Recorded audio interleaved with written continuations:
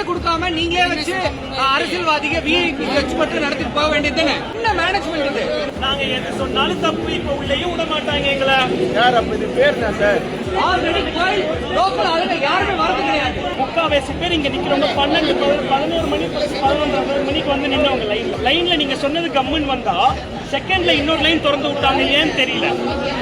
இங்க நிக்கிறப்ப இங்க எனக்கு பின்னாடி வந்த நிறைய பேர் நான் கண்ணுல பார்த்தேன் மேம். முன்னாடி போயிட்டாங்க. அண்ணாமலையார் சன்னதியிலேயே நடந்த பரபரப்பு சம்பவம். பல மணி நேரமாக ஈசனை காண கால்கடுக்க நின்ற பக்தர்கள். காவல்துறையினருக்கும் பக்தர்களுக்கும் ஏற்பட்ட வாக்குவாதத்தால் அதிர்ச்சி. போலீஸ்காரன் வந்து இப்ப நம்ம வீட்டுக்கு போலாங்க. மொத்த கூட்டம் கம்பெனி கிளம்பும். அடிச்சு எங்களுக்கு அதான் நடந்துச்சு.